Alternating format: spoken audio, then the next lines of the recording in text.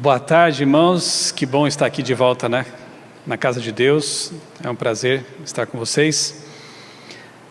Um abraço aos amigos que acompanham no canal da igreja também. Alguns amigos estão nos visitando aqui. Eu acabei esquecendo de perguntar o nome de vocês, né? Mas tem ali uma família que estava aqui, acho que na clínica, e viram a igreja e resolveram nos conhecer. Sejam muito bem-vindos e já se sintam em casa. A casa de Deus, Deus é de todos nós, então estamos em casa.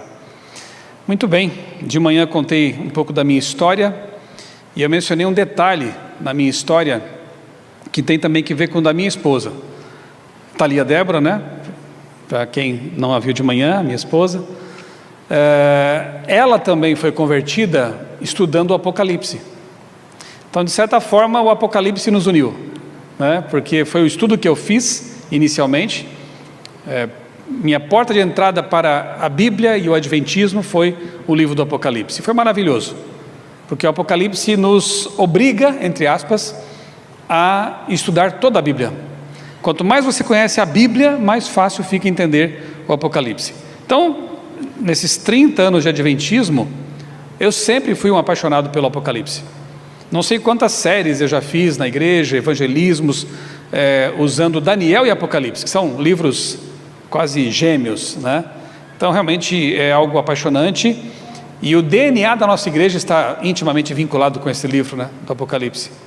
Foi estudando Daniel e também Apocalipse que Miller e os demais pioneiros estabeleceram esse movimento, e nós temos como nosso grito de guerra, digamos assim, né, um texto que está ali no âmago do Apocalipse, 14, 6 a 12, as 3 mensagens angélicas, não é? Mas o tema dessa tarde, se puderem colocar já a apresentação aqui para nós: as bestas do Apocalipse e a ameaça à liberdade religiosa.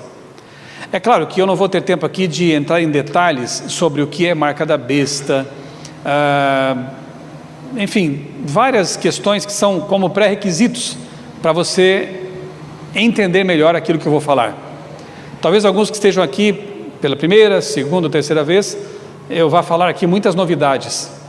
Mas como eu já convidei lá nossos amigos, né, e também convido vocês, eu tenho um canal no YouTube, que tem o meu nome, Michelson Borges, ou Outra Leitura. Se você entrar no meu canal, você pode colocar no buscador coisas como Apocalipse, palavras. Você vai encontrar séries sobre Apocalipse. Ou então Marca da Besta, tem lá. Só bestas. Você vai encontrar também alguns vídeos explicando o que são esses termos e o que são essas palavras e coisas, né, ligadas ao Apocalipse. Hoje eu parto do pressuposto que você já tem uma base, e a gente vai então trabalhar em cima disso. Mas mesmo assim, nada nos impede de fazer aqui algumas recapitulações, tá bom? Eu quero começar então com vocês. Opa, ele foi lá para o fim já. Aqui. Quero começar com vocês analisando então a primeira besta, a besta do mar. Abra sua Bíblia em Apocalipse 13 e já fica aí, porque nós vamos agora navegar bastante, especialmente aqui com esse capítulo aqui, né? Neste capítulo aqui, o 13, 1 a 10. E note que a figura que está na tela é uma representação gráfica, né, da besta que é descrita nesses versos aí. Se você não tem uma Bíblia, quem sabe alguém da igreja poderia emprestar alguma Bíblia, ou quem está ao lado pode ajudar também, para que todos leamos juntos aqui o texto. Apocalipse 13, de 1 a 10. Vi emergir do mar uma besta que tinha 10 chifres e 7 cabeças, e sobre os chifres 10 diademas, e sobre as cabeças nomes de blasfêmia. A besta que vi era semelhante a um leopardo, com pés como de urso e boca como de leão. Nós já lemos em algum lugar na Bíblia, no outro livro, animais que tinham essa descrição aqui, né? Você tem aqui leopardo, urso, leão. Onde que encontramos isso? Parabéns, Daniel 7. Então, de alguma forma, Apocalipse quer nos remeter para Daniel 7. Perceberam? E é interessante, veremos daqui a pouquinho os paralelos que há realmente entre Apocalipse 13, Daniel 7, Daniel 8, Daniel 9. O dragão, que é Satanás, nós sabemos, o dragão deu à besta o seu poder, seu trono e a sua grande autoridade. Uma das cabeças da besta parecia ter sido golpeada de morte, mas essa ferida mortal foi curada, e toda a terra se maravilhou seguindo a besta.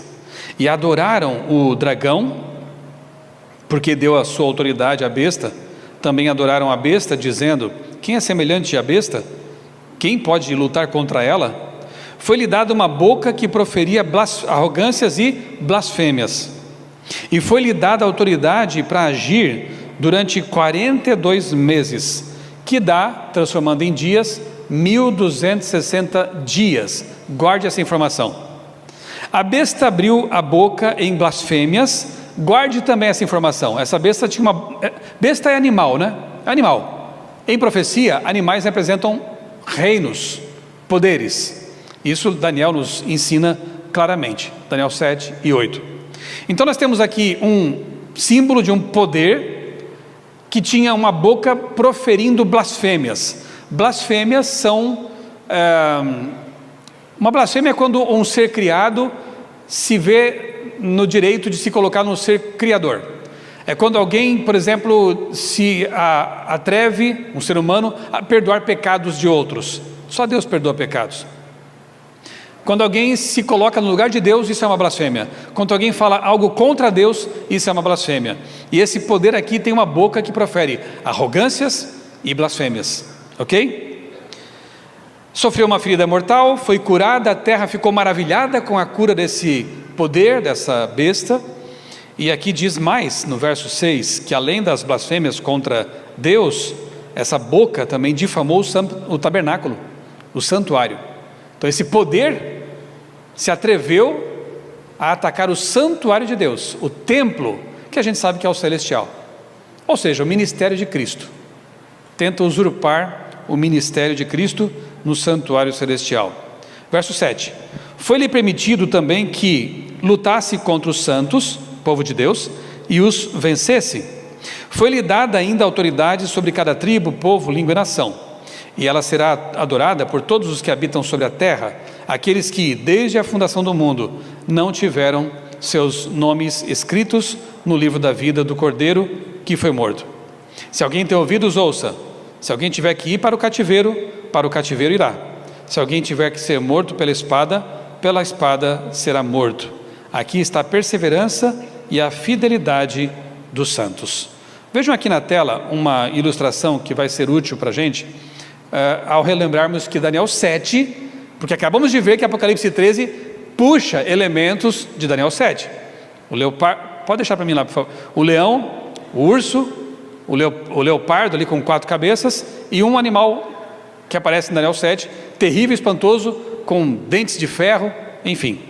Então, quando você compara, e vamos fazer isso agora com essa tabela, quando você compara Daniel 7 com Apocalipse 13, comparando especialmente a besta do mar com a ponta pequena, o chifre pequeno, que é um elemento que aparece com um certo destaque em Daniel 7 e 8, você vê que há paralelos indiscutíveis. Veja só, primeiro, o chifre pequeno, aliás, chifres, assim como animais, também podem representar ali reinos, poderes, né? Então, o chifre pequeno blasfema contra Deus, Daniel 7, 25.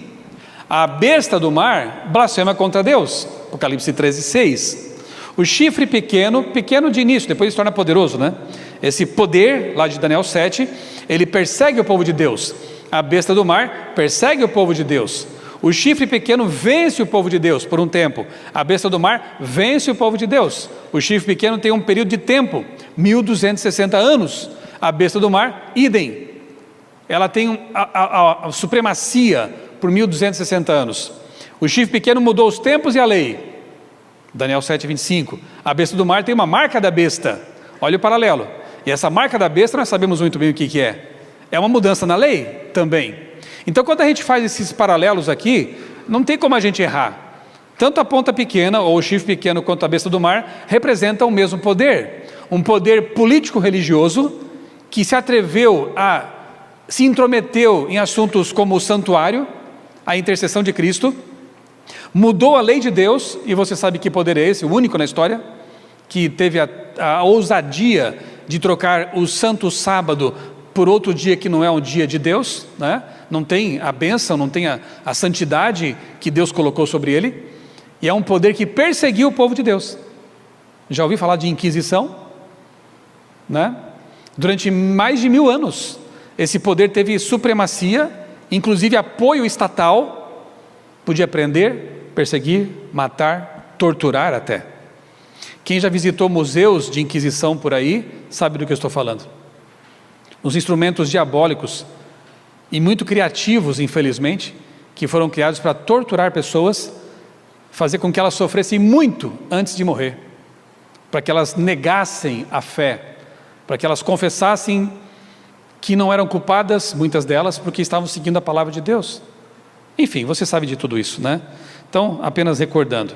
Mais um detalhe aqui na tela, esses 1260 dias, ou 42 meses, ou também, como aparece no outro texto, um tempo, tempos e metade de um tempo, mesmo período, 1260 dias. É fácil localizar esse tempo na história, porque a gente sabe quando que esse poder recebeu autoridade para matar, perseguir, e quando que houve o golpe mortal sobre esse poder, a ferida mortal. 538, pode pôr de volta para mim ali, por favor? Em 538, acontece a aplicação do edito de Justiniano. O imperador romano permitiu que a igreja romana, que herda até o nome, né, tivesse essa autoridade de prender, matar e torturar. Aí temos ali também nesse período a derrota dos ostrogodos, a última tribo resistente ao papado, o último dos 3 chifres que deram lugar ao chifre pequeno. O urso lá, bom, aparece esses elementos também na profecia em Daniel. Em 1798 acontece algo espantoso. Esse poder romano, essa igreja romana, que tinha toda essa autoridade durante 1000 e poucos anos, agora recebe um golpe mortal, quando o general Berthier, do Napoleão, prende o Papa Pio VI. Foi uma bomba na história, algo inesperado, né? O Papa é preso, os bispos se tornam reclusos, o Papa morre na prisão. Quem pela espada matava, pela espada morreu. Quem a muitos prendeu, foi preso. Olha que interessante, né? O cumprimento profético. Bem, tem um texto de Ellen White no livro Grande Conflito, em que nós encontramos apenas a confirmação do que acabamos de descobrir na Bíblia. E é assim que funciona o Espírito de Profecia. A gente estuda a Bíblia, e os textos inspirados aqui da nossa querida irmã Ellen White, eles confirmam, né? Não podem ir contra a palavra de Deus. Se forem, a gente descarta, obviamente, né? O que diz o texto? Os períodos aqui mencionados, 42 meses, 1260 dias, um tempo, 2 tempos, metade de um tempo, são o mesmo, representando igualmente o tempo em que a igreja de Cristo deveria sofrer opressão de Roma. Os 1260 anos de supremacia papal começaram em 538, acabamos de ver isso, é só você conferir os livros de história da nossa era, e terminariam, portanto, em 1798. Alguma coisa tinha que acontecer lá, e aconteceu. Nessa ocasião, um exército francês entrou em Roma e tomou prisioneiro o Papa Pio VI, que morreu no exílio. Posto que logo depois fosse eleito o novo Papa, a hierarquia papal nunca pôde, desde então, exercer o poder que antes possuíra. Mas a profecia diz que a ferida mortal passaria por um processo de cura. A terra começaria a ficar maravilhada com a restauração desse poder. E no fim da história nós veremos esse poder em plena atuação de novo. Quem viver, verá. Vamos à segunda besta, Apocalipse 13, agora continuando a leitura, de 11 a 18. 13, eu estou só revisando aqui, né, pessoal? Eu entendo que vocês já conhecem esse assunto, né? Os adventistas têm que saber isso aqui na ponta da língua, né? Vamos lá? 11 a 18. Vi ainda outra besta emergir da terra. Um detalhe, só para lembrar. Mar, águas, em profecias apocalípticas, representam povos, multidões, nações e línguas. A primeira besta emerge das águas. Então ela surge num local densamente povoado, que não é outro senão a Europa, né? No âmago da Europa, ali no centro da Europa, Roma, muita gente já vivia por lá, essa besta nasce, surge. A segunda besta, diferentemente, ela aparece onde? Na terra. Terra é oposto ao mar, de mar. Então é uma região pouco povoada, né? Quase desértica. Muito bem, mantenha essa informação em mente.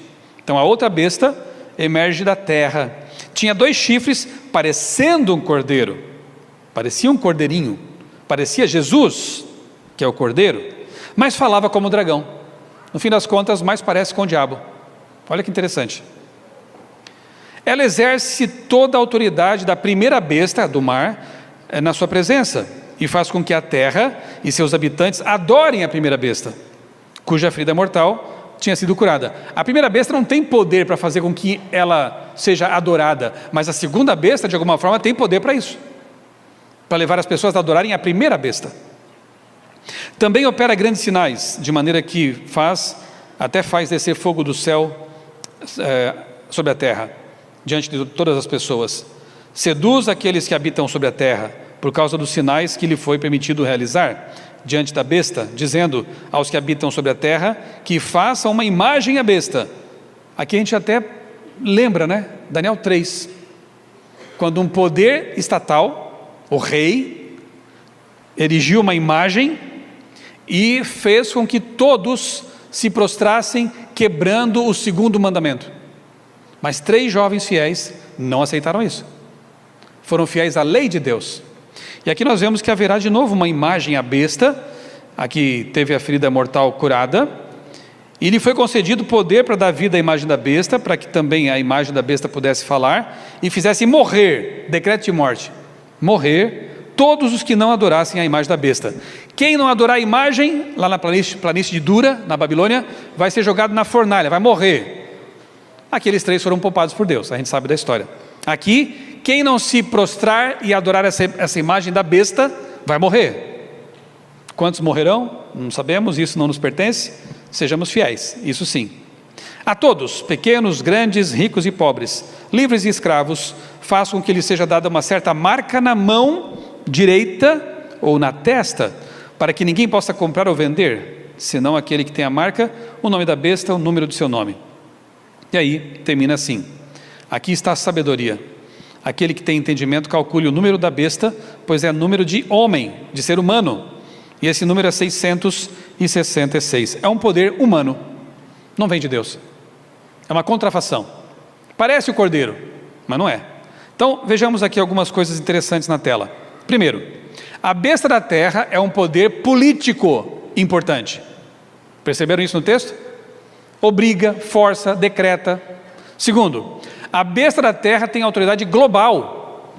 Ela faz com que todos, ricos, pobres, do mundo todo, global. A besta da terra é um poder do tempo do fim. Diferentemente da besta do mar, que começa lá atrás, 500 e pouco, essa besta aqui, a atuação dela está marcada pelo tempo do fim. Ela atua no fim da história. 4. A besta da terra é um poder cristão. Vamos rever aqui o ponto 3. Tempo do fim? Sim. Pode deixar ali. Apocalipse 16, a gente vê lá o seguinte, que a primeira das 7 últimas pragas é dirigida aos portadores da marca da besta e adoradores de sua imagem. Quando que as últimas pragas caem? Bom, últimas, né? Já diz tudo. No tempo do fim. No fim do tempo do fim. A besta da terra, então, é que impõe essa marca. Logo, se os adoradores da besta recebem essa praga, eles estão vivendo no tempo do fim. A besta da terra é do tempo do fim. 4. É um poder cristão. A palavra cordeiro aparece 31 vezes em Apocalipse. 30 delas aplicadas a Jesus. Uma só aplicada a um poder que quer imitar Jesus. A besta, que fala como cordeiro, mas se comporta finalmente como um dragão. Até aqui, tudo bem? Estão comigo? O almoço pesou. Fiquem comigo. Estamos construindo o fundamento para avançar depois construindo as paredes, tá? Tem uma terceira besta no Apocalipse, não tem? Tem. Tem as 2 bestas famosas do mar e da terra, mas tem uma que nem sempre é analisada mais detidamente. Apocalipse 11, que é a besta do abismo. Abra sua Bíblia agora em Apocalipse 11, volte um pouquinho aí, e vamos ler alguns versos aqui desse capítulo, do 3 até o 13. Preste bem atenção nos elementos que aparecem aí. Não é a besta do mar, tá? Essa já vimos que é um poder religioso. Não é a besta da terra, é um poder político, mundial do tempo do fim. A besta do abismo é outra coisa. Que besta é essa? Que poder é esse? Darei autoridade às minhas 2 testemunhas, para que profetizem durante 1260 dias. De novo isso? Não é coincidência, é o mesmo período, tá? 1260 dias. Profetizem como? Vestidas de pano de saco. Vestir-se de pano de saco na Bíblia representava luto, arrependimento, humilhação, esse tipo de sentimento, ok? Então essas 2 testemunhas, quem são? Já veremos. Elas estavam testemunhando por 1260 anos, numa condição de humilhação, vestidas de pano de saco. São estas as 2 oliveiras e os 2 candelabros, azeite e luz, olha que interessante, que estão em pé diante do Senhor da terra. Se alguém pretende causar-lhes dano, da boca dessas testemunhas sai fogo e devora os inimigos. Elas são poderosas? Sim. Se alguém pretende causar-lhes dano, certamente deve morrer. Elas têm autoridade para fechar o céu, para que não chova durante os dias em que profetizarem. Têm autoridade também sobre as águas, para transformá-las em sangue, bem como para ferir a terra com todo tipo de flagelos, tantas vezes quantas quiserem. Não se esqueça que João é um judeu, conhecedor das escrituras hebraicas, e ele puxa do Antigo Testamento vários elementos narrativos, simbólicos. Apocalipse é o livro mais judeu do Novo Testamento, de tão contaminado, essa palavra nem é boa, de tão embebido que ele está com a cultura, com o texto do Antigo Testamento. Para você ter uma ideia, quem é que orou e fez o céu se fechar e não chover? Elias. E quem é que participou nesse momento em que a água tornou-se sangue? Quem foi o profeta? Moisés. A lei e os profetas. Olha que interessante. Você tem aqui 2 testemunhas que são identificadas por oliveiras, de onde se extrai o azeite, o Espírito Santo. Você tem o castiçal, a luz. Lâmpada para os meus pés é o que mesmo? A palavra. E tem mais, para a gente não errar. Essas 2 testemunhas têm relação com Elias, os profetas, e Moisés, a Torá. Lei e profetas era a forma clássica, bíblica, de se referir à Bíblia do tempo deles, do Novo Testamento ali, do Antigo Testamento. Não havia Novo Testamento ainda, na verdade. Então, quando Jesus falava assim, a lei e os profetas, quando algum autor do Novo Testamento falava a lei e os profetas, isso quer dizer a Bíblia, o Antigo Testamento. Quem são, portanto, as 2 testemunhas? O que você acha? Perfeito. O Antigo e o Novo Testamento. A Bíblia. Olha que interessante. Então nós temos aqui, primeiro personagem, os 2 primeiros personagens identificados. 2 testemunhas que profetizaram vestidas de saco por 1260 anos. E não é verdade que nesse tempo de supremacia papal, os que quiseram pregar a palavra de Deus foram perseguidos, foram torturados? Lembra dos valdenses, que foram mortos pelo Papa daquele tempo? Lembra dos tradutores da Bíblia que foram queimados? Lutero, que teve que fugir e se esconder pelo pecado de traduzir a Bíblia?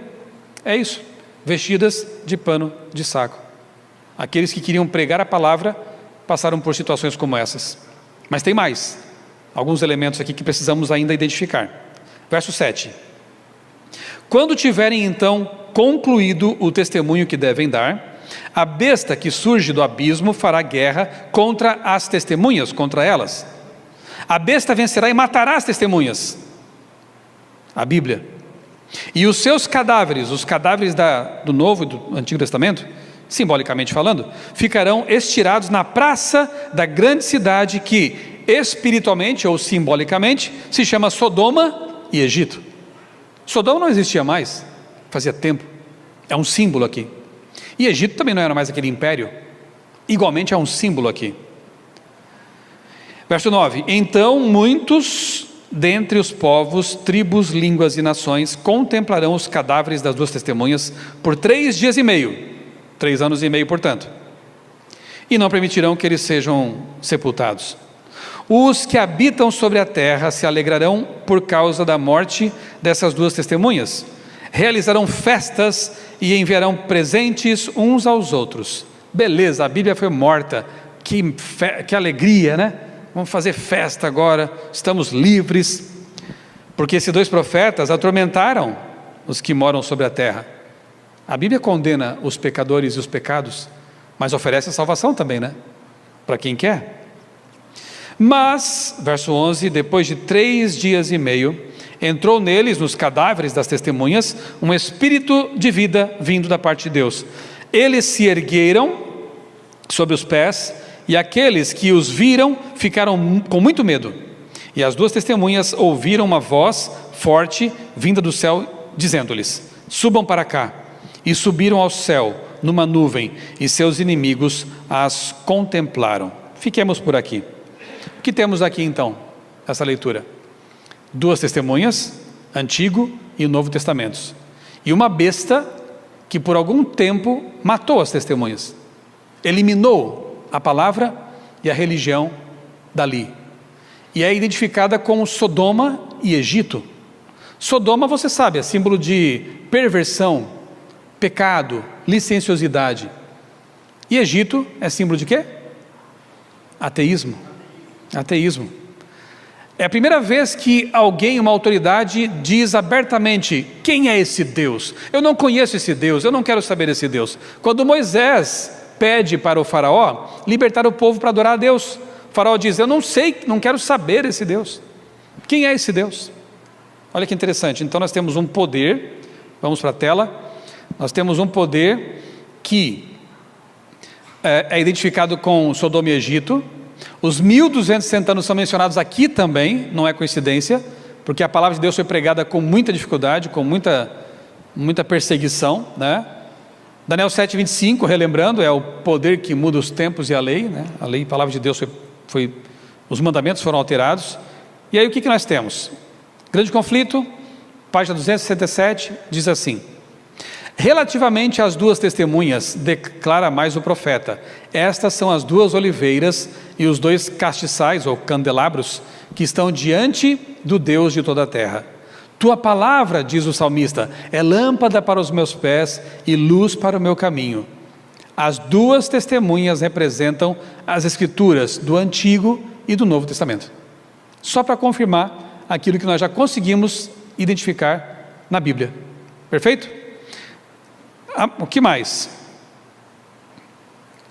Esse texto aqui também é bem interessante. Grande conflito, 267. Durante a maior parte desse período, 1260 anos proféticos, as testemunhas de Deus permaneceram em estado de obscuridade.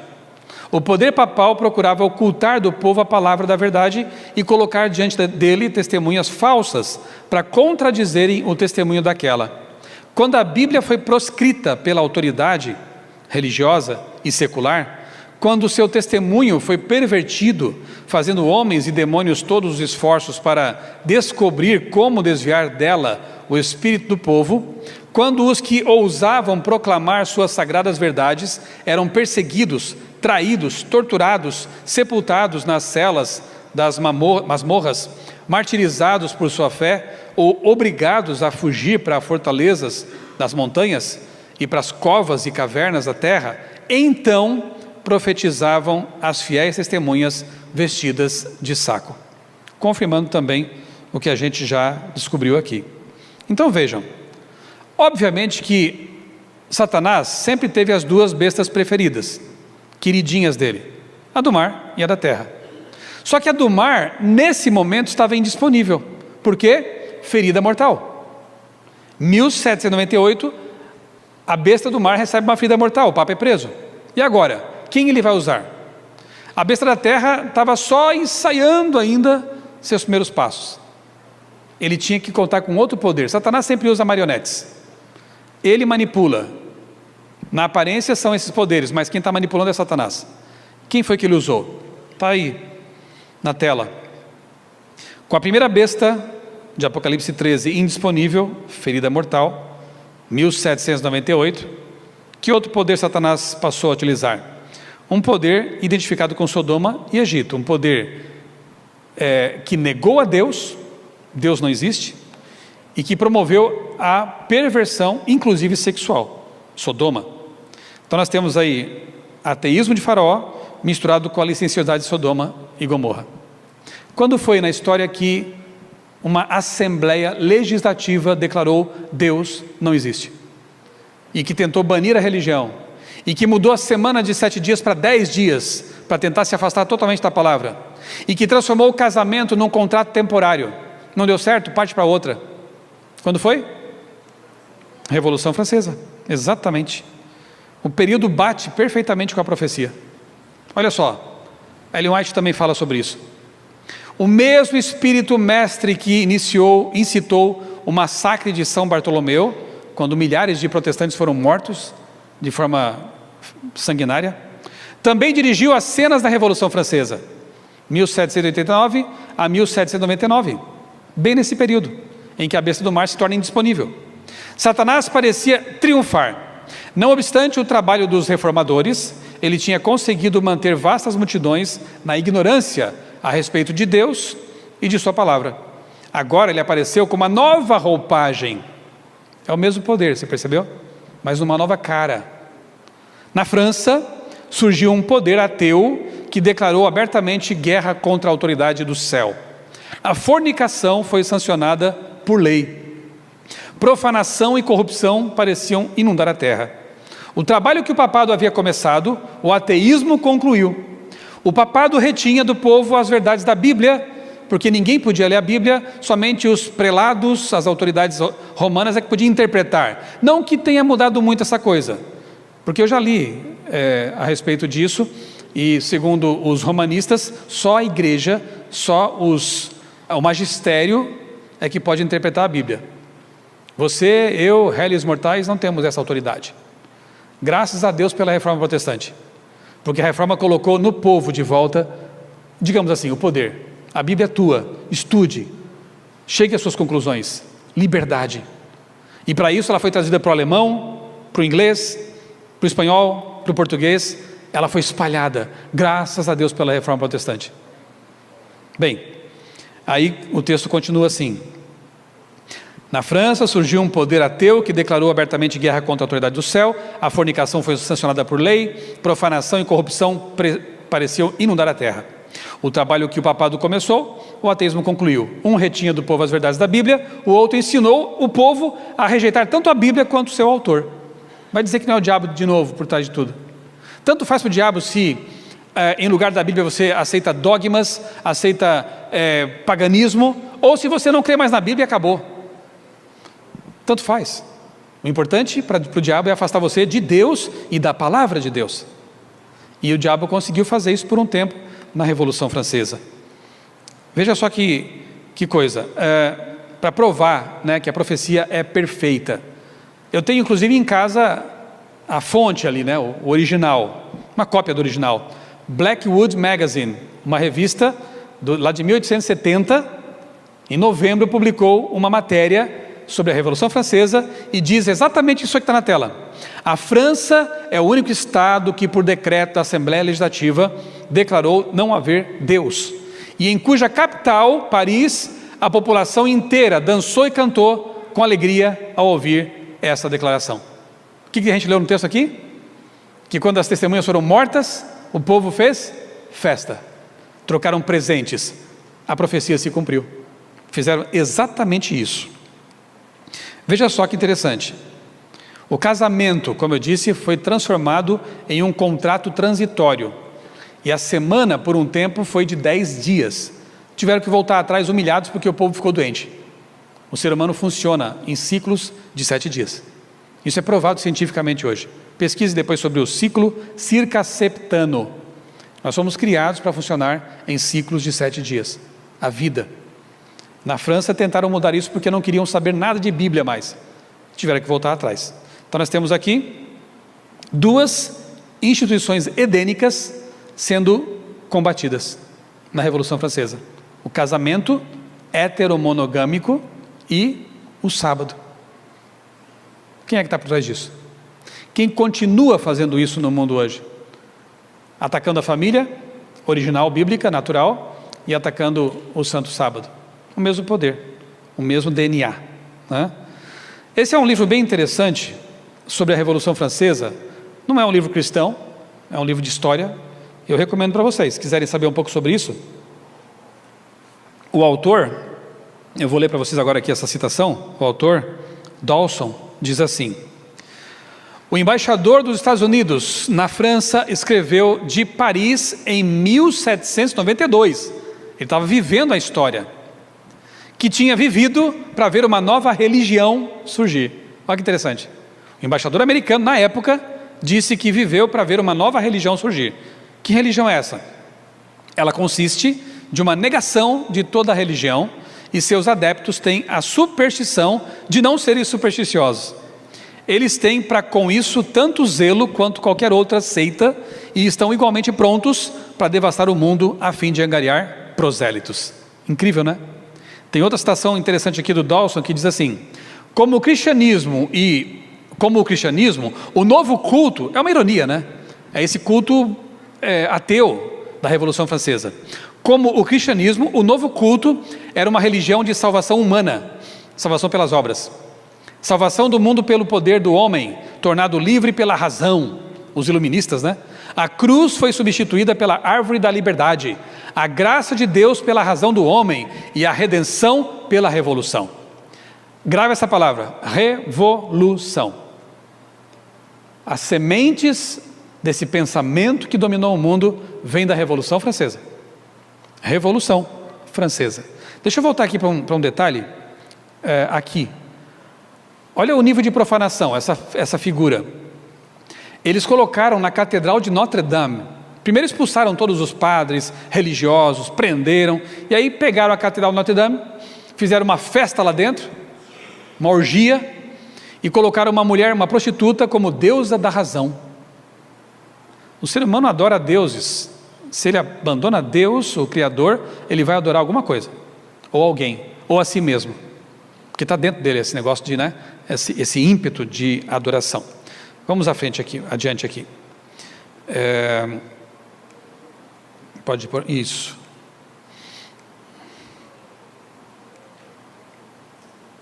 Então, só para fechar essa introdução, agora eu vou começar a palestra.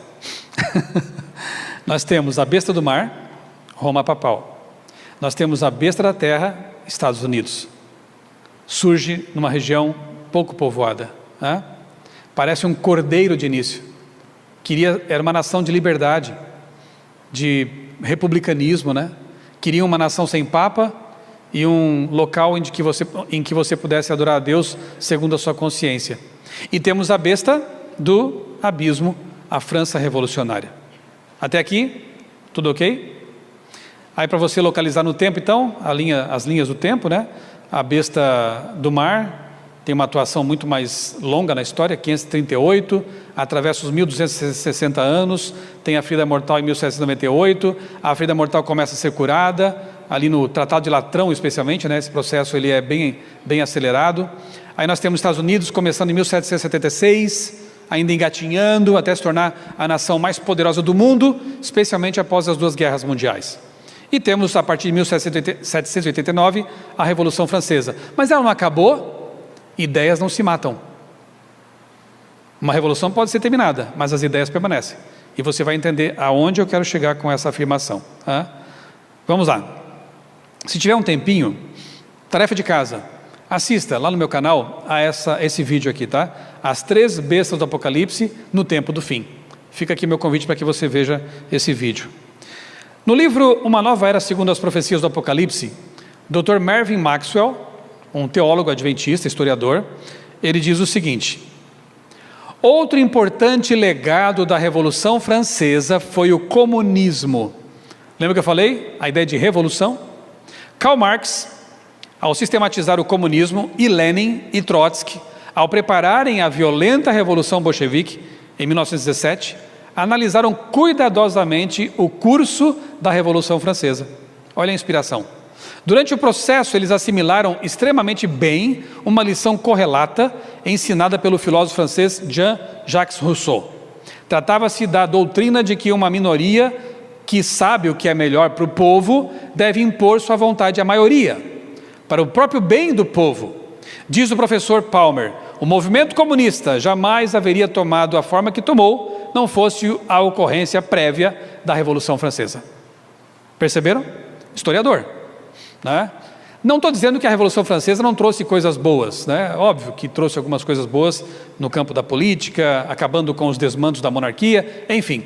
Mas quando você focaliza o aspecto espiritual, religioso, foi um desastre, foi terrível. E a herança que ela deixou é algo assim espantoso. Olha só o que o Dr. Marvin diz aqui, ó, no livro dele também. Karl Marx foi, sem dúvida, um falso Cristo vestido de outras roupagens. Tá bom, mas por que você está perdendo tempo com esse assunto?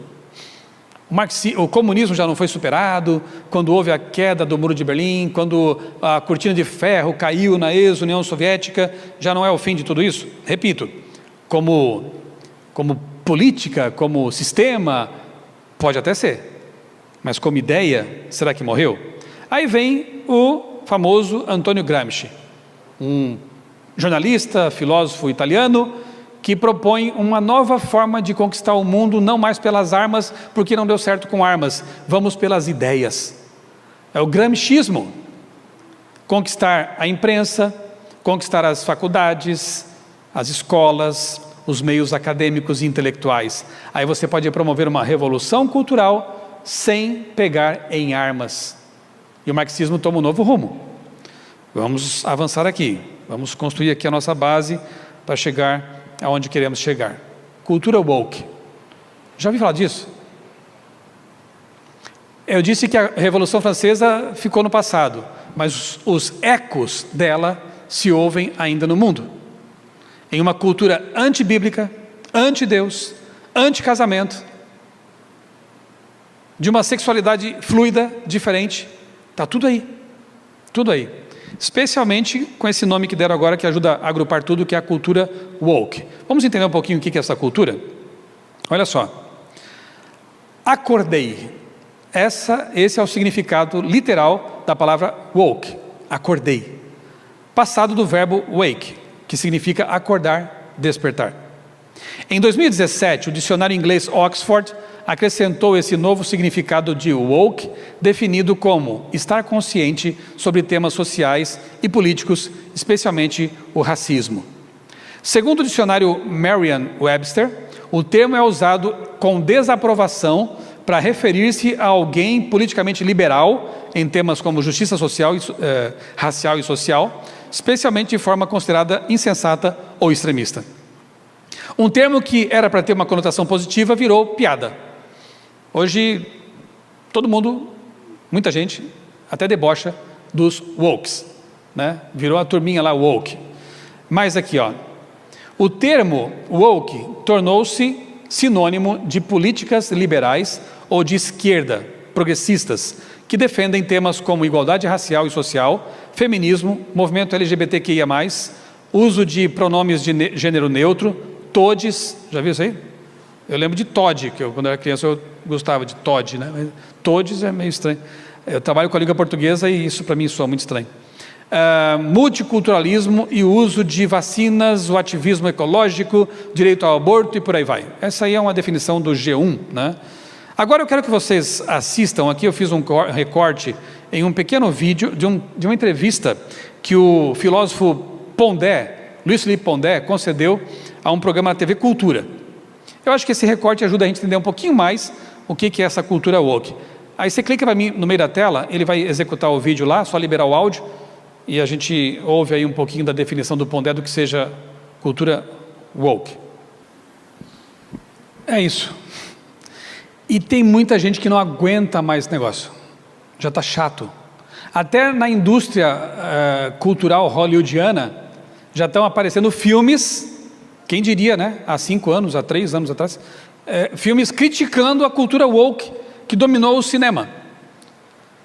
Não, Parece que a preocupação maior dos produtores agora não é de contar uma história legal para entreter as pessoas, é de lacrar, é de ideologizar, de empurrar a goela abaixo sua ideologia. Então, o mundo está ficando saturado desse tipo de coisa. Então nós vemos isso aí, você vê na tela aí, né? O que está acontecendo com o mundo. Coloca para mim ali, por favor. É o tal do pronome neutro, né? Concurso de Miss em que homens estão ganhando, já viram isso?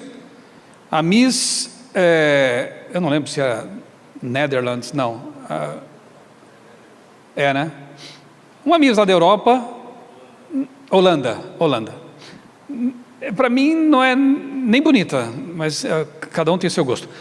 É um homem biológico, XY, né?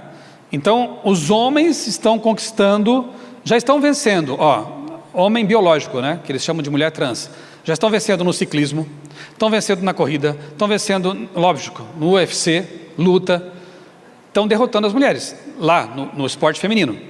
E agora até concurso de Miss. Para o mundo que eu quero descer. Está muito louco esse negócio, né?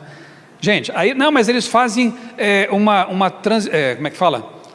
Tratamento hormonal, né? Para reduzir a testosterona. Mas não importa o que você faça agora, porque a adolescência do rapaz, na adolescência, o corpo dele foi banhado por muito mais testosterona, ele vai ter ossos mais fortes, músculos mais fortes, e não é um tratamento de alguns meses ou poucos anos que vai reverter isso aí.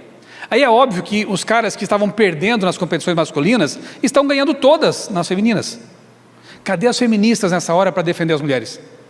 Quem está perdendo são as mulheres. E agora, até em concurso de beleza feminino, tem homem vencendo. Mas você acha que está vencendo por quê? Por mérito? Por beleza? Ou por lacração woke? É a cultura woke. Pode pôr na tela de novo ali. Casamento que não é casamento, né? Trisais. Eu soube de um caso na Colômbia lá de 2 homens que se casaram, embora eu não considere isso, né? É união civil, ok? Cada um tem sua liberdade para escolher, mas casamento para mim é o bíblico, né? Um casamento natural, um homem, uma mulher. Os dois se uniram e aí um deles gostou de um terceiro. O que seria talvez um adultério, virou um trisal. O outro também, então chama ele para cá, para ficar com a gente. E as autoridades casaram o terceiro com os dois. Gente, quando você abre uma porteira, passa tudo. Quando eles redefiniram o casamento para não ser mais a união entre um homem e uma mulher, e o dicionário agora traz isso, é a união de 2 pessoas, pronto, abriu a porta. Por que não pode ser uma união de 3 pessoas? E daqui a pouco uma união de um homem e um cavalo. Teve um tempo atrás aí que um cara quis casar com jegue, e ele exigiu que o juiz aceitasse. Senão ia ser jeguefobia, sei lá o que quer chamar aquilo, mas ele exigiu por lei. E quem vai dizer que não pode? E daqui a pouco incesto. O que impede que um pai e uma filha maior de idade, adulta, se casem? Já tem lugares que estão trabalhando com essa ideia. Quando você abre uma porteira, passa tudo. Os freios foram retirados, né? E é isso que está acontecendo. Então você tem ali na tela... Pode pôr na tela de volta ali, por favor. Você tem ali drag queens nas escolas dando palestras, movimento Meu Corpo, Minhas Regras, e por aí vai.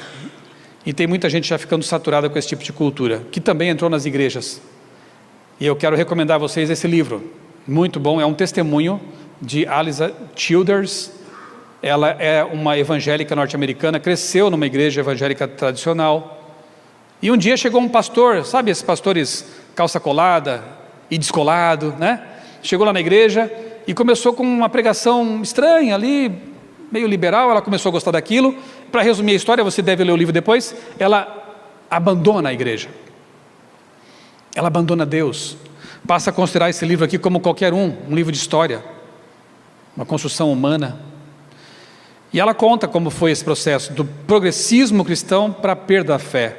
E como que ela recuperou depois a fé. Ela caminha de volta. Hoje ela é uma cristã, de novo, uma cristã assim, conservadora, no bom sentido, fiel a Deus e à palavra. Tem feito palestras, tem escrito livros. Esse é um livro muito bom em que ela conta essa experiência. É, digamos, a cultura woke gospelizada, trazida para a igreja. Em nossa igreja, alguns tentaram soprar esses ventos por aqui. Graças a Deus, houve um despertamento e as pessoas acordaram para isso. Mas alguns líderes aí, alguns cantores, enfim, tentaram trazer esse tipo de cultura para dentro da igreja, iam simplesmente castrar o adventismo, iam anular a nossa vocação profética, e a nossa crença fundamental número 1, que diz que a Bíblia é a palavra infalível de Deus de capa a capa. Que bom que Deus está guiando esta igreja, está protegendo esta igreja. Então, se você puder ler esse livro aí, vale a pena. E a revista Ministério, recentemente, nos meses de março e abril, trouxe uma edição especial sobre cristianismo progressista. Você pode inclusive ler essa edição aí no site da revista Ministério, que é ministériopastoral.com.br. É uma edição recente, leia, por favor, especialmente a matéria de capa do Dr. Wilson Paroski. Eu vou destacar só um parágrafo para vocês. Ele diz assim: o cristianismo progressista, ou woke, se você quiser, não passa de uma versão pós-moderna do antigo liberalismo religioso dos séculos 18 e 19. Do liberalismo ele tirou a sua rejeição da autoridade das Escrituras, sua visão panteizante de Deus e sua compreensão condescendente do ser humano e do pecado. Do pós-modernismo ele tirou a sua percepção imediatista da realidade e sua inspiração humanística e até marxista da vida e dos problemas que afligem a sociedade. Isso é muito sério e não pode ser encarado com leviandade, como se fosse uma ondazinha que passa, porque isso mina a fé na palavra de Deus. E é assim, né, como eu falei de manhã, quando eu tive contato pela primeira vez com a alta crítica, ou melhor, com esse cristianismo aí, na época não chamávamos assim, mas é a mesma ideia, que relativiza a palavra de Deus. Eu aceito que é inspirado só o que concorda com as minhas ideias e pressupostos. Se algum texto condena as minhas práticas, os meus pecados, eu relativizo o texto ou até rejeito. Andaram tentando pregar aqui uma ideia que o Caio Fábio popularizou no Brasil, tentaram trazer para o nosso meio, a tal da Jesus como chave hermenêutica. Parece tão bonitinho, né? E parece correto, né? Porque Jesus é o centro das Escrituras, é o grande intérprete das Escrituras. Mas a ideia não é tão bonitinha assim. O que essa ideia de Jesus como chave hermenêutica dizia é o seguinte: se Jesus repetiu alguma coisa do Antigo Testamento, eu aceito. Se Jesus não repetiu, eu rejeito. Quer um exemplo? Jesus falou sobre aquelas práticas sexuais condenadas por Moisés em Levítico? Não diretamente. Então aquilo lá Moisés falou da cabeça dele. É mais ou menos isso. Percebeu? Ora, por que Jesus vai ter que repetir tudo de novo? Aquilo que ele mesmo inspirou pelo Espírito Santo os autores a escreverem no Antigo Testamento. Isso é um absurdo. Coloca Jesus como bonzinho e os autores do Antigo Testamento como os malvadões, que querem me privar de ter prazer, que querem condenar a minha vida, me deixe livre, meu corpo, minhas regras. Perceberam como isso é perigoso? O próprio Jesus, no caminho para Emaús, é dito que, começando por Moisés e por todos os profetas, explicava-lhes o que a seu respeito constava em todas as Escrituras. Jesus autenticou toda a palavra de Deus. Essa ideia de Jesus como chave hermenêutica para picotar a Bíblia é diabólica.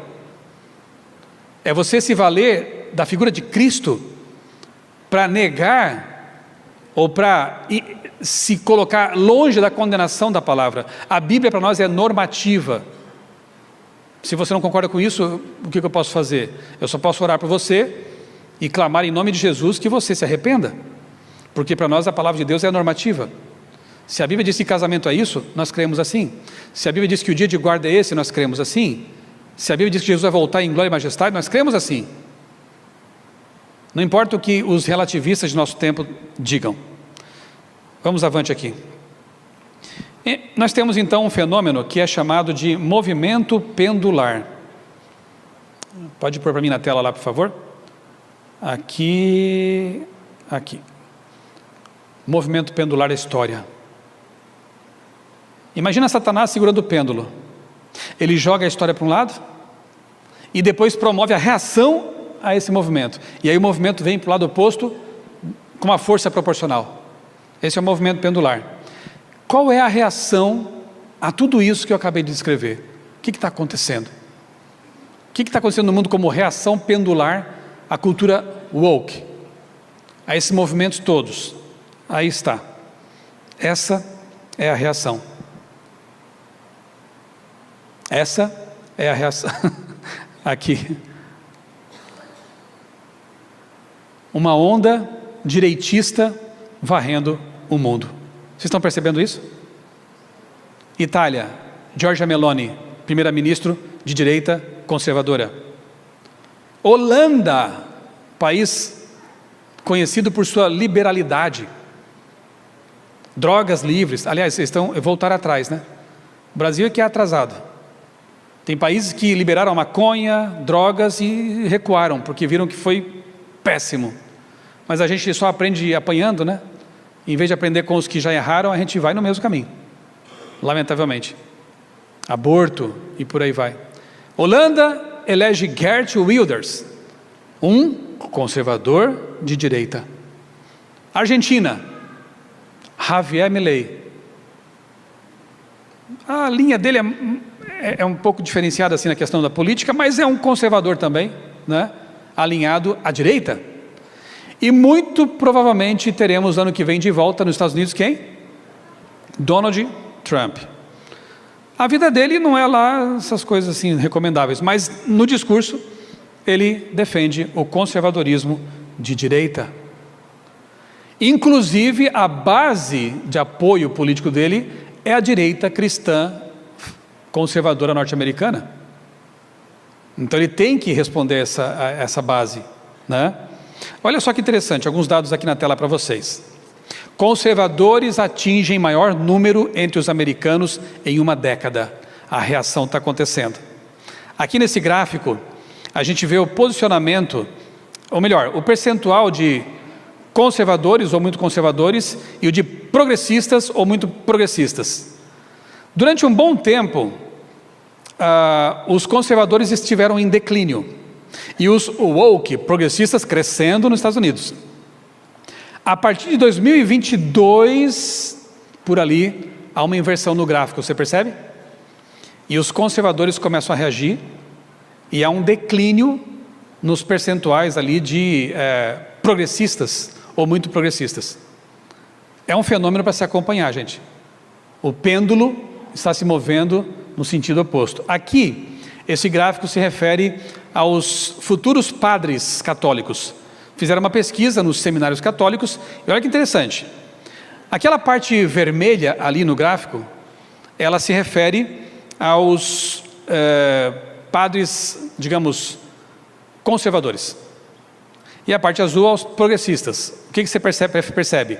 Lá no tempo do Paulo VI, os progressistas estavam em alta com o Concílio Vaticano II, a igreja se abriu e tal, aí vem João Paulo II, Bento XVI, embora o Papa Francisco tenha ideias progressistas, né? Seja da teologia da libertação, embora seja um jesuíta também, o conservadorismo católico está despertando. Olha o número de canais na internet com católicos conservadores que estão surgindo por aí. Pessoas com milhões de seguidores, influenciadores fortes, defendendo um catolicismo tradicional, conservador. Como será o perfil do próximo Papa, né? Vamos ver. Para mim, com certeza será um Papa conservador. O que esse aí tinha que fazer, já fez. Recuperou a imagem arranhada da igreja, por questões de pedofilia, por questões de corrupção no Banco do Vaticano e tal. Ele recuperou, era uma cara simpática da igreja. Mas se tivermos aí logo um presidente conservador nos Estados Unidos e um Papa conservador no Vaticano, teremos um cenário bem interessante. Quero recomendar para vocês uma escritora que tem uma história muito interessante, né? A Ayaan Hirsi Ali nasceu na Somália, muçulmana, viveu lá os absurdos daquela cultura, como mutilação genital, por exemplo. Fugiu para a Holanda. Débora, vem aqui um pouquinho. Vem aqui um pouquinho. Ela está lendo, já leu aí 2 livros da Ali. Eu queria que a Débora, porque eu não li, então não tem lugar de fala. Conta para nós aqui rapidinho, um resumo assim, bem sintético, do que essa autora viveu e do que ela está agora vivendo e por que ela é importante para nós. Acho que é melhor que a Débora, que acabou de ler 2 livros da Ayaan, conte para vocês. Depois em casa ela vai me matar, mas tudo bem. Isso não estava combinado. A história dela é bem impressionante, eu recomendo muito, apesar de que esses 2 livros que eu li dela, ela conta a trajetória dela se tornando ateia.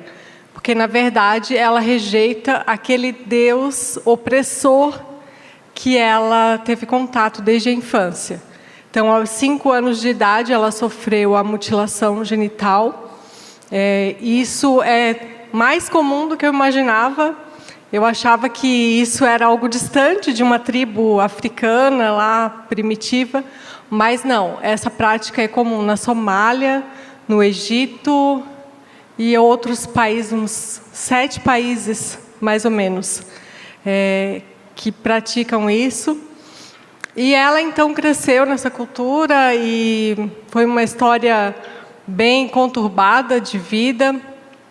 Ela nasceu na Somália e tem uma agravante, além de ser muçulmana, ela também, a família dela seguia as tradições das tribos, dos clãs africanos ao qual ela pertencia.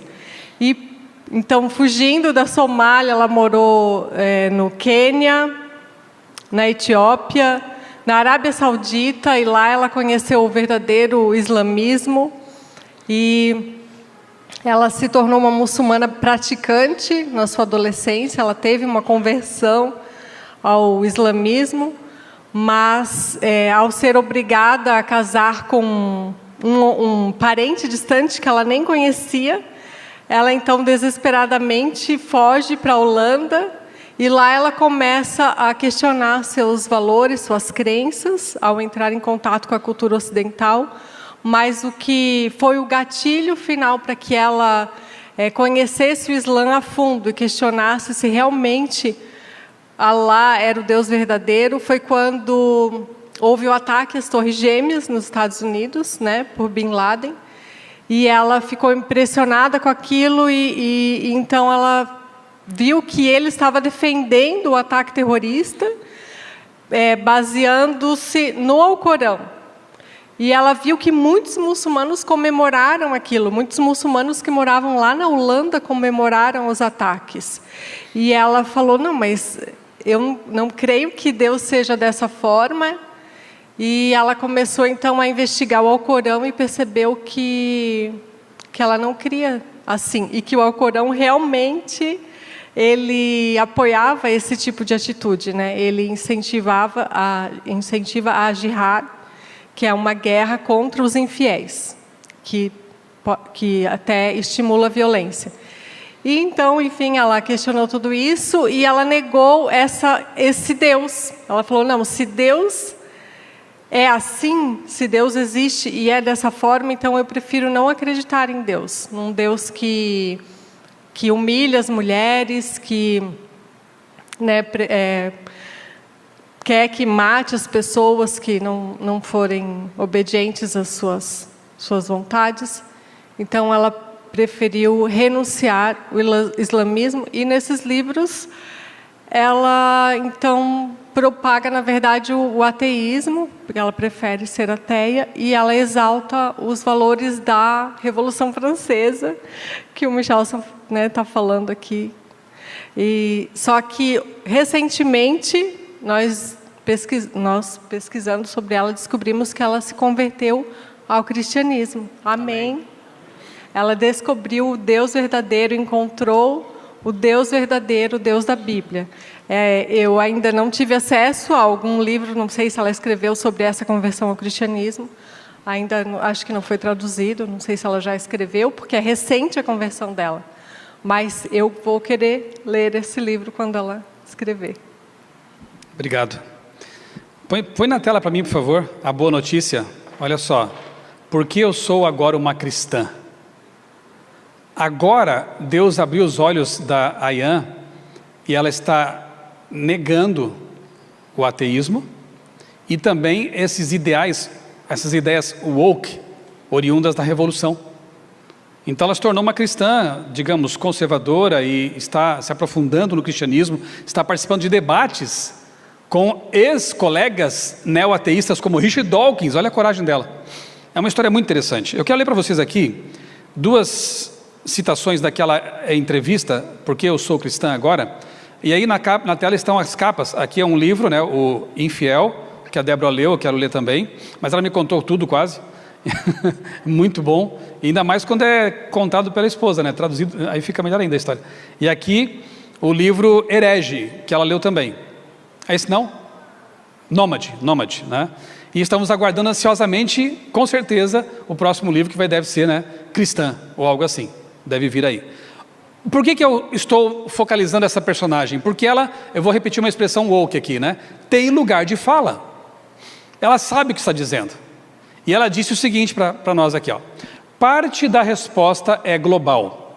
A civilização ocidental está sob ameaça de 3 formas diferentes, mas relacionadas. O surgimento do autoritarismo e do expansionismo das grandes potências sob forma do Partido Comunista Chinês e da Rússia, de Vladimir Putin.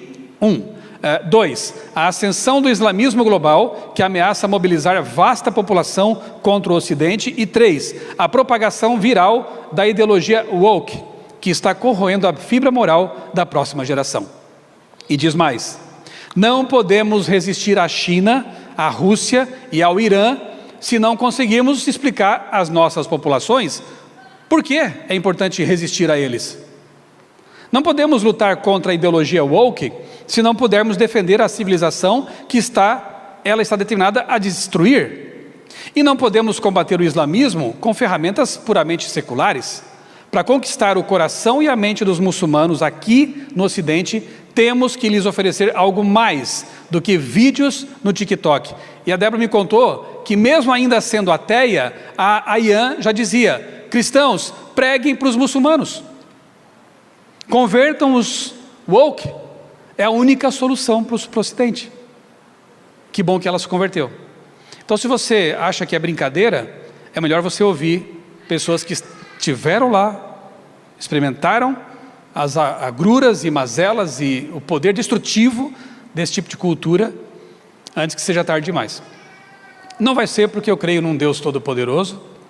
Eu não sei o que vai acontecer com a Europa. Eu espero que haja um despertamento cristão lá, porque se não houver, daqui a pouco nós vamos ter um continente totalmente, vai ser um califado, a Europa. O próprio Richard Dawkins está assustado. Pregou contra o cristianismo durante muitos anos. Um neo-ateísta, né? Autor de Deus um Delírio. Agora ele está vendo como na Inglaterra não comemorar a Páscoa, mas comemorar o Ramadã. Ele está preocupado. Porque enquanto ele vivia num país cristão, ele podia falar contra o cristianismo. Porque o cristianismo te dá liberdade de expressão, de culto, mas os outros não dão. Então é óbvio que ele não quer viver num país em que não haverá mais liberdade de falar contra a religião. É isso.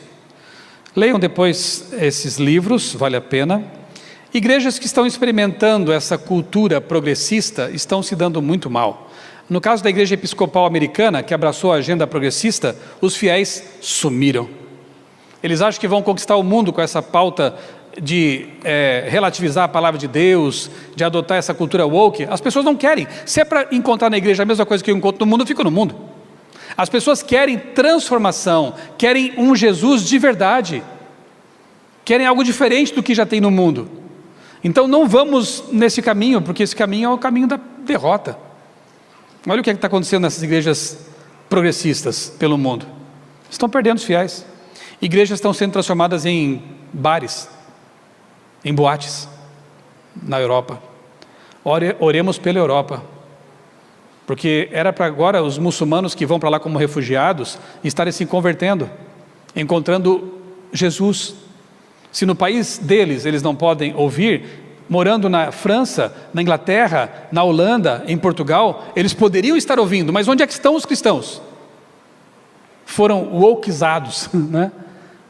Ou já abandonaram a fé.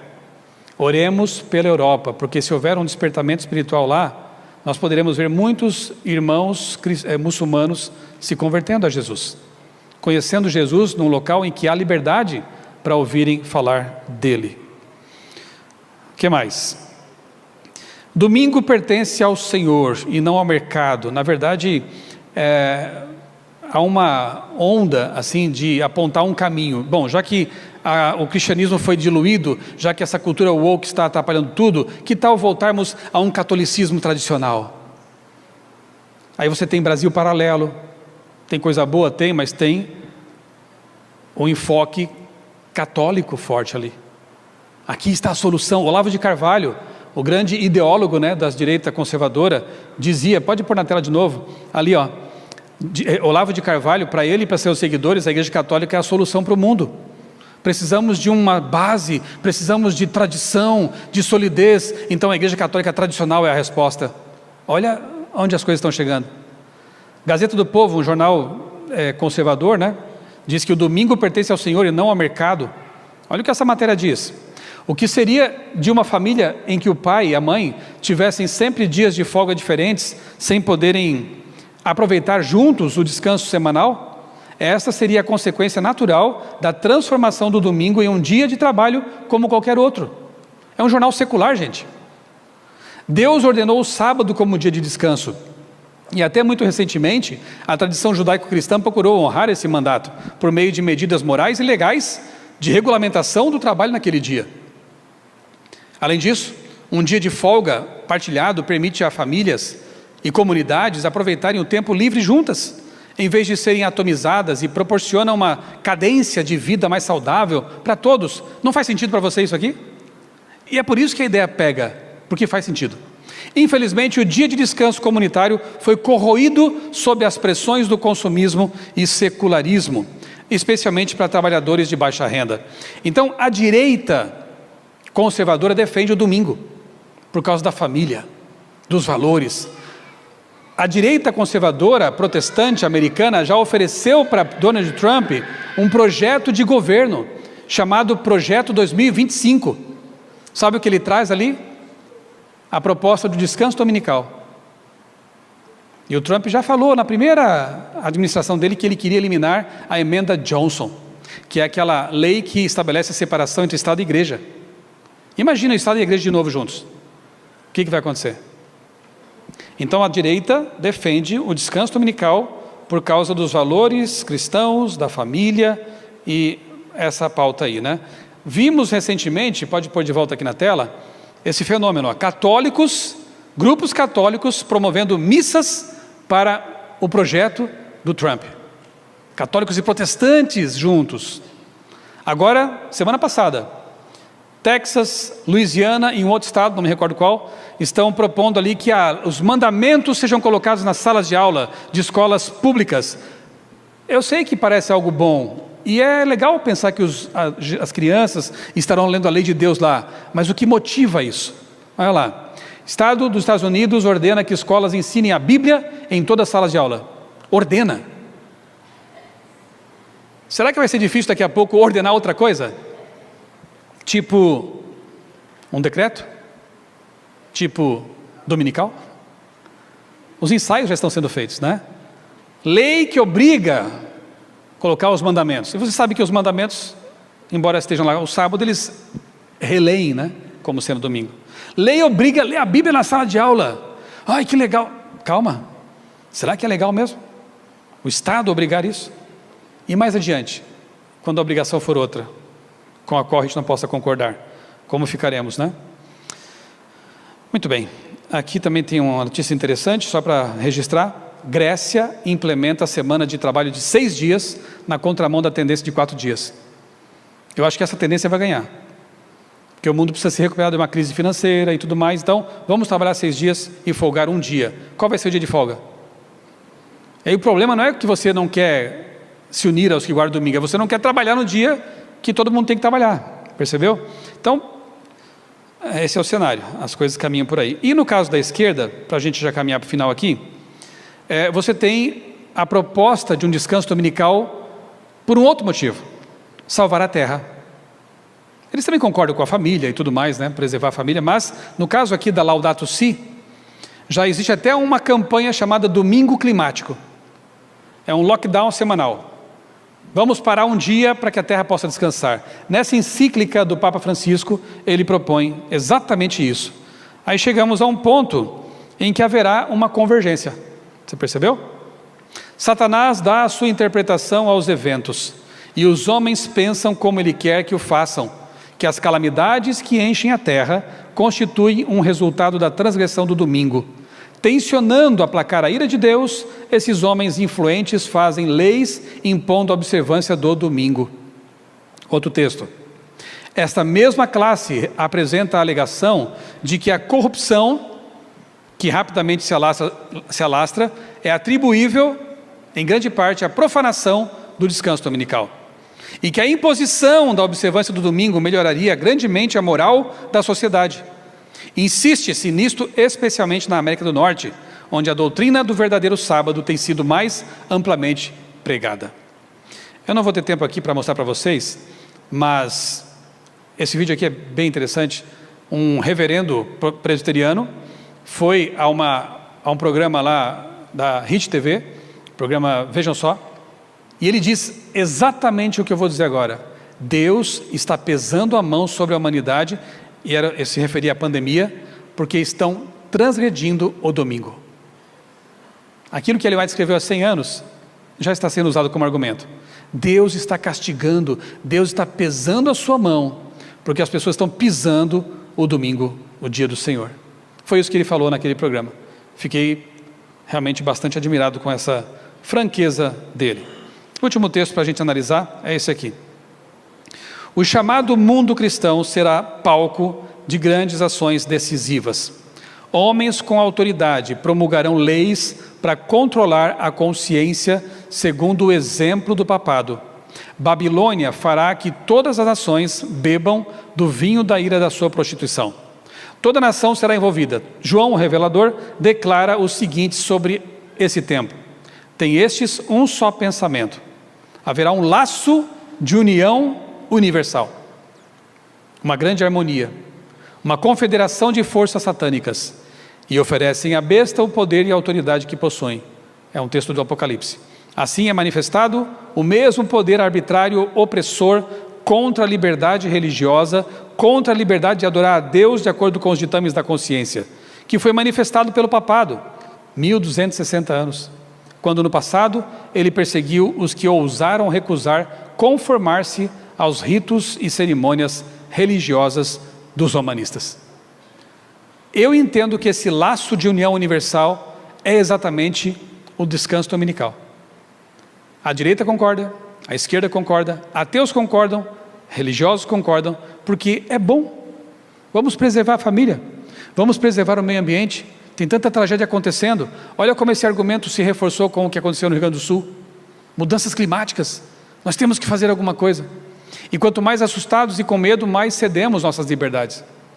E assim caminha a humanidade. Quero apenas deixar aqui como reflexão, não vou ler evidentemente, a parábola das 10 virgens, em Mateus 25. Não basta ter a lâmpada, não basta estar na igreja, você tem que ter azeite de sobra. Como é que está a sua experiência neste momento com Deus? Conhecer profecia, o diabo conhece muito mais do que nós, não basta. Como é que está a sua comunhão com Deus? Você tem intimidade com Jesus? A ponto de quando ouvirmos, aí vem o noivo, Jesus está voltando, estaremos preparados para subir com Ele? Para entrar na festa?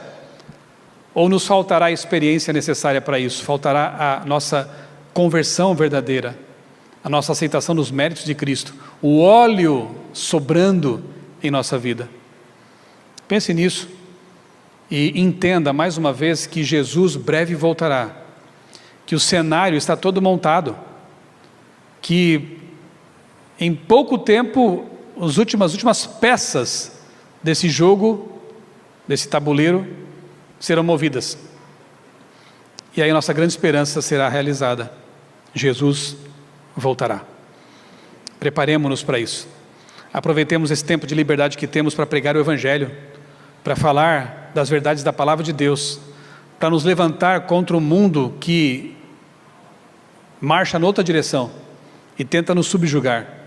Permaneçamos firmes e preguemos o Evangelho enquanto ainda temos tempo, preparando-nos e a nossa casa para encontrar com Jesus. Quero convidar vocês a ficarem em pé para nós sempre termos uma oração, pedindo que Deus nos firme os passos e nos use poderosamente ao transmitirmos as 3 mensagens angélicas. Vamos orar. Santo Deus, bondoso Pai, nós te agradecemos porque a Tua palavra é lâmpada para os nossos pés, luz para o nosso caminho, e as profecias reveladas nela nos orientam quanto ao que fazer e a como nos prepararmos para encontrar Jesus.